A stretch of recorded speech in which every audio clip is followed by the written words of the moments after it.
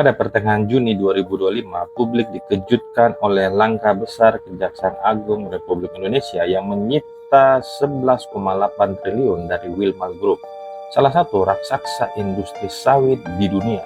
Wilmar bukan perusahaan sembarangan, ia adalah pemain utama dalam ekspor CPO, crude palm oil atau minyak sawit mentah yang beroperasi lintas negara. Tapi siapa sebenarnya di balik Wilmar? Siapa pemilik Wilmar Group? Wilmar dimiliki oleh Kuo Kon Hong, warga negara Singapura dan CEO perusahaan. Ia merupakan keponakan taipan Asia, Robert Kuo. Pendiri lainnya adalah mertua Sitorus, pengusaha asal Pematang Siantar, Indonesia, yang sempat menjabat sebagai CEO founder, namun keluar dari manajemen sejak 2018. Pemilik saham besar lainnya adalah Kuo Group dan Arthur Daniel Midland dari Amerika Serikat. Lalu, kenapa Kejaksaan Agung harus turun tangan? Apa yang membuat Kejagung menyita dana sebesar itu? Penyitaan ini dilakukan karena adanya dugaan suap dan penyalahgunaan izin ekspor CPO pada tahun 2002 dalam penyelidikan. Ditemukan kerugian besar pada negara akibat manipulasi distribusi ekspor sawit.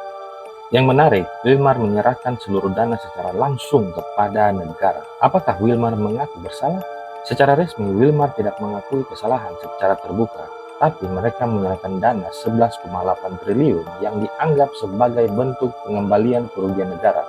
Ini membuat penyitaan menjadi salah satu yang terbesar dalam sejarah hukum korporasi Indonesia. Siapa lagi yang terlibat dalam kasus ini?